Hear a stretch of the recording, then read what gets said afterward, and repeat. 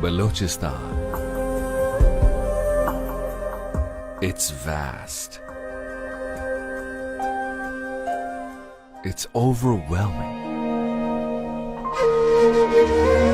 Pakistan's largest inland province, but the most scarcely populated.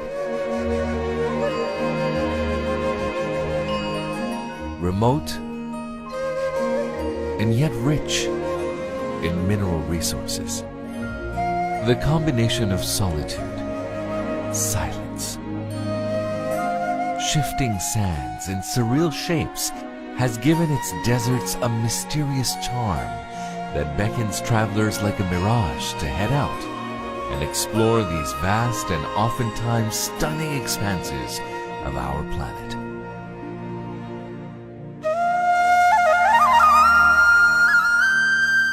Cloaked in the mist of time, the wilderness has tales to tell. Tales of a bygone era, of mankind's earliest footprints, the Mehergar. Located on the prime route between Central Asia and what is now Afghanistan, it once linked the then rich and wealthy Indus Valley civilization and beyond to the outer world as caravans from far-off lands cruised through these dusty paths to promising lands. This rich in history, minerals, and manpower trade route of the bygone era makes a comeback on the world markets as it strives to be the pathway of modern-day Asia's most dynamic trade tunnel, the China-Pakistan Economic Corridor. With a landmass of 347,190 square kilometers, covering almost 44% of today's Pakistan, Balochistan has held a checkered history as well as an undefined geography, surpassing the modern-day national frontiers. Amidst rich diversity of creeds, counties, clans, and climate, Balochistan presents a classic saga of time and topography.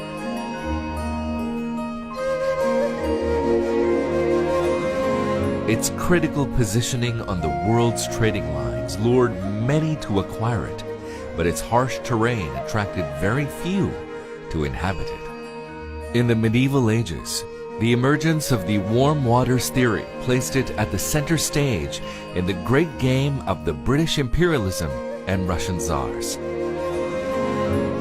And in the modern times, Balochistan promises to be the gateway of the world economy. Quetta, Balochistan's capital and Pakistan's 9th most populated city. Founded by Sultan Mahmud Ghaznavi in the 10th century, it's a busy town today. The bazaars hum with activity as people across the province converge to its alleys for commerce, cure, selling, and schooling. Home to over 3 million inhabitants of diverse cultural backgrounds and races, Quetta truly personifies Balochistan, contrasting and yet coexisting. Ziyarat, a picturesque hill station in this belt, is famous for its world's largest and oldest juniper forests, where an average age of any given tree is estimated to be at least 1,500 years. Father of the nation, Quaid-e-Azam Muhammad Ali Jinnah spent his last days here. And an elegant Quaid residency stands tall as the abode of the great leader in his last days.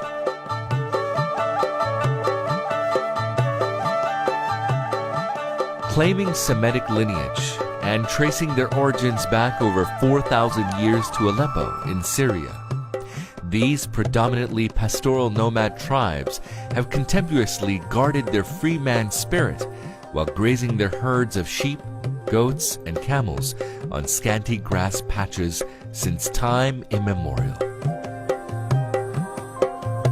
Livestock serves as a backbone of the rural economy of Balochistan, contributing 20 billion each year to its exchequer. Although entirely arid land, its fertility is surely reflected in the sweetness of its fruit produce. The fact that Balochistan produces almost 1 million tons of fruits annually not only reflect the land's agro potentials, but also calls for establishing modern storage facilities, introduction of latest packing techniques, and establishment of fruit reprocessing plants to translate this yield into tangible profits for the farmers in the local and international markets.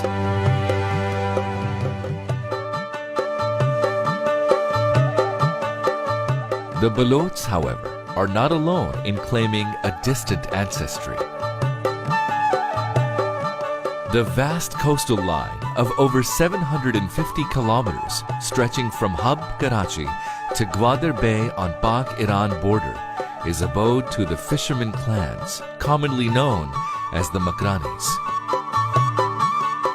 Their unmistakably Negroid Hamitic features link their ancestry across the sea to the distant lands of the Horn of Africa and to the slaves brought by the marching Arab armies and merchants in the 7th century.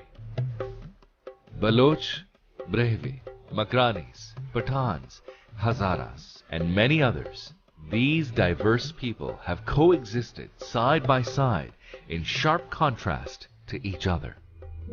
And contrast does not always converge into conformity.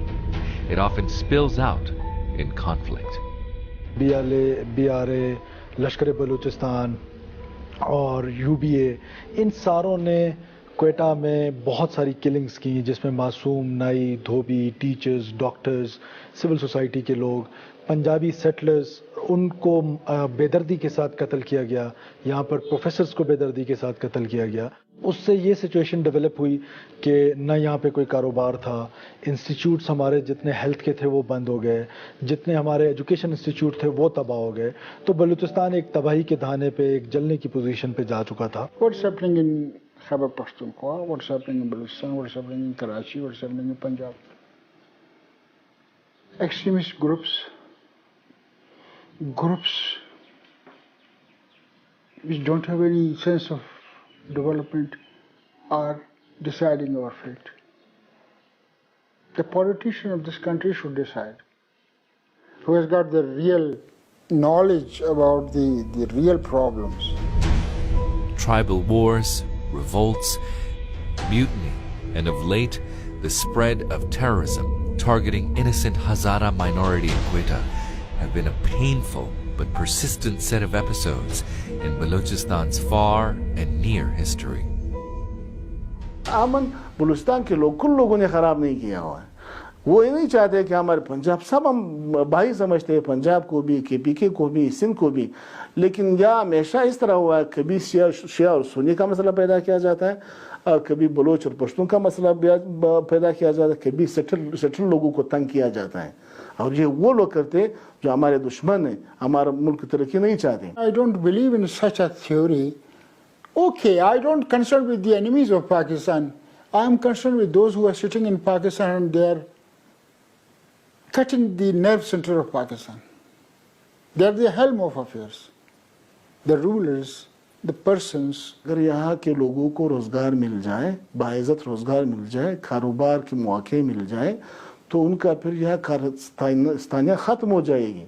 यहाँ के सारे लोग मुहब्ब वतन है, वतन दोस्त है, लेकिन अपनी गुर्बत की वजह से किसी गैंग का हिस्सा बन जाता है. If Pakistan as a country has to see herself to the future, then Pakistani society has to take all those multifarious and multicultural, multi-ethnic groups together for its development. Ethnic vanity adds to the fire, and hence a sorry saga of pride and prejudice. But the conflicts are not always by default. At times, they are by design. The kind of opportunities Balochistan has its resources, its wealth, its access, its geostrategic position? I guess that's the answer to all these questions. They know the true potential what this region has.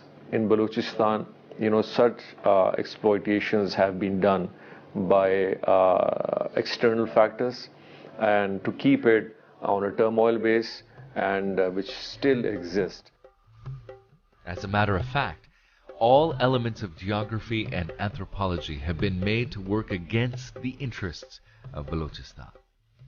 The difficult terrain has hindered the introduction of modern technology, forcing scattered patches of population to seek shelter and security from the resourceful, which in turn never showered favors without extracting a pound of flesh. Hence the abject poverty and underdevelopment of the province. सरदारी system है बलूचिस्तान का, उसमें सरदार choose जो होता था इस बुनियाद पर कि उसके पास कितनी बहादुरी है, कितनी सखावत है और कितनी अक्लमंदी है और कितनी समझ है, इस बुनियाद पर। ये नहीं होता था कि बाप मरा बेटा बैठ गया। अब वो तमाम चीज़ें हो गई ख़त्म। अब सरदार जो है वो एल्डर ब्रदर से निकल कर एक कंट्रोलर और डिस्पुटिक रूलर बन गया। अब उसकी कोई अगर इज्जत नहीं करता, अगर करता है तो उसकी ताकत की वजह से, क्योंकि आज के दौर में डीपीओ भी उसका है, डीसीओ भी उसका है, एसएचओ भी उसका है, पटवारी भी उसका है, सब कोई उसका है, तो वो उसको दिल से मोहब्बत नहीं किया करते। We have been having a very major issue of capacity building in Balochistan, in terms of politics, in terms of local administration, in terms of education and other factors. That the people who really did not have the capacity to uplift themselves by having good education or a good background of expertise in many other things. Such vicious circle cannot break without giving people choices. Balochistan can never meet its destiny if it fails to empower its real strength, its people. आप यकीन माने कि अपने घर के अंदर वो जो ट्रीटमेंट देते हैं वो ऐसी होती है कि वो यानी उनको प्यार करने को जी चाहता है, लेकिन जब नौ आबादियात बन के आपके मेरे पास आते हैं तो फिर वो जालिम होते हैं। फिर वो तमाम ये जितनी इंसर्जेंसीज और जितनी आजकल देख रहे हैं आप, ये जो है वो लड़ाइयाँ झगड़े अपनी सुप्रीमेसी को कायम करने के लिए। Education is the priority number one for Balochistan. We have got about 11,000 primary schools in Balochistan, and as compared to those 11,000 primary schools, there are 800 or now maybe 900 middle schools. So there's a huge gap. So certainly 60 or 70% dropout rate is there. आप सबसे पहले education का ऐसा plan बनाएं कि 10 साल के अंदर जो है बलूचिस्तान में ज़्यादा से ज़्यादा तालीम हो और ये क्वालिटी एजुकेशन। शऊर भी आ जाएगा, कबायली निज़ाम जो परवर्टेड हो चुका है वो भी दूर हो जाएगा, अनएम्प्लॉयमेंट जो है वो भी ख़त्म हो जाएगी, और नतीजा ये है कि खुशी खुशी जो है लोग आपका हिस्सा बनना शुरू करें। Peace is prerequisite for progress. The timely actions have brought people's confidence back. Smiles return on faces as the national flag flutters with its finest glory to mark the national days of 14th August and the Defense Day celebrations of Pakistan on 6th September. These expressions of patriotism by the people of Balochistan do not only reflect their unwavering allegiance to their country, but also their unshakable trust in the state institutions. Restoration of the civil order has paved way for participatory democracy, which in turn is not only harnessing the fruits of development, but is also turning the cherished but distant dreams of prosperity into workable reality. Gwadar Port is being considered as a gateway for China-Pakistan economic corridor vis-a-vis the trade from Pakistan. This project is vitally important for both China and Pakistan, not only for these two countries but also for the entire region. And it is a flagship project of One Belt, One Road initiative of the Chinese government. And as you know, that the purpose of One Belt, One Road is regional connectivity, and in fact that connects three continents: Asia, Africa and Europe. So in this way Gwadar has to play a very great role. Gwadar Development Authority has made a master plan, prepared a master plan to cater for all the future development, including the land zoning and the population growth, basic infrastructure, and all city amenities, including water, sewerage, solid waste management, and the road network of the city. And implementation of those projects is an advanced stage. For the East Bay Expressway, connects the port with the coastal highway. And from the coastal highway onward, we have the M8, which starts from Gwadar up to Oshap. The second phase from Oshap to Khuzdar, and which connect to Sakkar, the eastern alignment, and the western goes to Quetta. It's expected to be completed by the end of 2016. The passage of this new economic artery throughout the course of Balochistan will not only enable the region to re-emerge as a principal trading line of the Mehergar days, but it also promises the optimistic utilization of the province's untapped and virgin resources, its arid agroeconomy, the mineral possessions, and the aqua coastal wealth. If things do improve as where Pakistan lines, so a lot of corridors in terms of pipelines, in terms of energy transmission systems, in terms of roads can be developed so that all can exchange their economic benefits, and Pakistan being strategically located in the center can benefit a lot from its transit fees, from its royalties, from its economic activities, from using its roads and many other such things. Almost 70% of the coal now mined in Pakistan comes from Balochistan, and the reserves of natural gas here are amongst the largest in the world. The Jamalang coal mines, expanding over an area of 500 square miles, are the second largest in Asia. Balochistan has an estimated reserves of 217 million tons of coal, with a proven reserves worth of $500 billion. The Chaghi district, the largest administrative unit in Pakistan, is also the biggest repository of a huge variety of minerals. It has over 200 million tons of iron ore, repositories of precious metals, and is often nicknamed the marble capital of Balochistan. At the Sandak and the Rakodek fields, precious metals like gold, silver, and copper are being excavated. The estimated reserves in Sandak are 412 million tons, and that of Rakodek to be around 5.8 billion tons.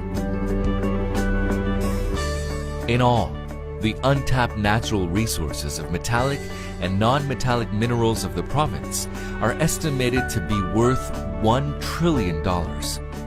If you come to the middle part of Balochistan, which is basically Kalat, Khuzdar, Ward and Laswela, in these belts you'll find many different kind of minerals. You'll find good quality of copper also, you'll find manganese, you'll find again iron ore, then we have barite, and then we have many other minerals. So there is a very big potential of really exploiting these mineral resources in Balochistan. Yet another of the many bounties of Balochistan is its untapped marine and coastal wealth. The magic of the virgin beaches captivates as one drives along the Makran coastal highway.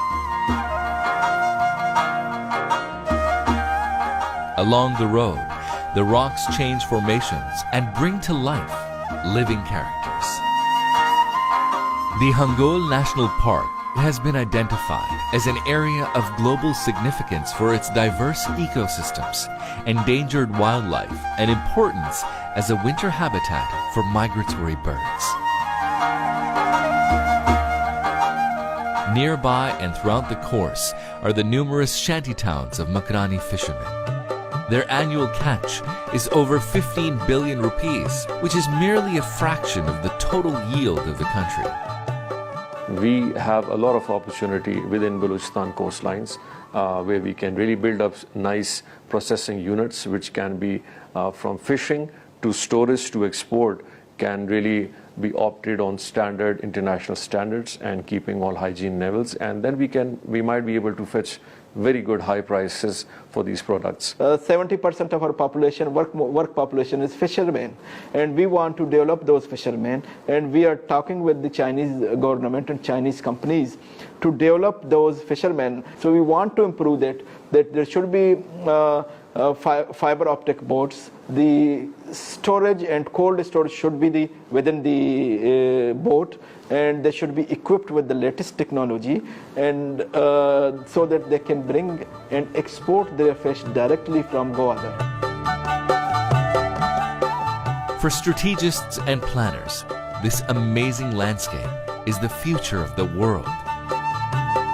As the deep-sea port of Gwadar emerges as the main game changer in the region, tiny hamlets of Pasni, Ormara, Juni, and Kech Bandar are also tipped as the future skyscrapers of the Arabian Sea coast. It's not only the Gwadar. If we start from Karachi all the way our coastal belt up to Jivani, Iranian border, it's about 1100 kilometers long, which is 700 is in Gwadar district, the remaining is in Las Vegas district. So it has great potential for tourism. Our master plan covers it for the tourism potential there, but still we need to focus more on tourism development. It's a big industry. We have to tap at this industry, and now the security is very good in this area, Gwadar, and all the coastal belt is safe. What is more, the magic of the sea can attract tourists not only from within the country, but from all over the world. Pakistan's first deep water port is perfectly suited to provide all needed services to the trillion-dollar shipping lines of the Indian Ocean. The pinnacle of Pak-China Economic Corridor, Gwadar's port is set to trigger a new era of development in South Asia and its neighborhood. As a gateway to regional prosperity and national development, it promises unimagined economic revolution not only for Pakistan, but for the entire region, promising new job markets, enhanced skill development, and accelerated pace of growth. 2 million jobs under the CPEC project will be created in Pakistan, and Gwadar has a major chunk of this. So it's not only just the people of Gwadar, it's the people of the entire Makran, Balochistan, and Pakistan will be coming to Gwadar. How the global trade is changing, how basically China is going and exploring other regions globally through Pakistan, through its southern corridor, through its central corridor, and through its northern corridor. How the Central Asian countries want to have access to the ports of Pakistan and other regions, and it's how important it is for Pakistan to be really stable and make the best out of this. ज़रा उससे गुर्बत ख़त्म होगी, उससे रोज़गार के नए मौके मिलेंगे, तजारत के नए मार्केटें खुलेंगे, बहुत सारे कारखाने लगेंगे, यहाँ की जो मकामी प्रोडक्शन है वो दुनिया तक पहुँच जाएगी, तो मेरे ख्याल में फिर कोई बंदा ऐसा नहीं कि अपने मुल्क के खिलाफ हो. The long and dark decades of its neglect and depravity are fast receding to give way to a new age of quality education, career planning for its bright children, better health care, safe motherhood, clean drinking water, and modern modes of farming to ensure food security. And through this new path of opportunities, Balochistan is set to make a new beginning. अगर बलूचिस्तान की सुलगते हुए मसाइल पर तवज्जो दी जाए, एक दफ़ा फिर हम अपनी इस मुल्क की तरक्की और इस्तेहकाम के लिए एक क़ुव्वत हम बन सकते हैं. जब वो खुशहाल होंगे, जब वो मुतमईन होंगे, जब वो ये समझेंगे कि ये हमारा है, जब हमारा की बात आती है तो आदमी किसी दूसरे दिल, किसी दूसरे दिमाग से उसकी हिफाजत करता है. Amidst a cool, gentle breeze, as the sun settles in the deep blue waters off the astonishing wind-carved rock formations of Gwadar coast, The cheering boats of the fishermen return to the shore, negotiating through the sea tides. A high tide may provide enough depth to clear a bar, while a low tide may prevent entering or leaving a harbor, and the fisherman knows it well. But the speeding boats tell the riders are not worried. They, and indeed all in Balochistan, know that the tides of opportunity are high, and so are the chances to progress. Time is on Balochistan's side.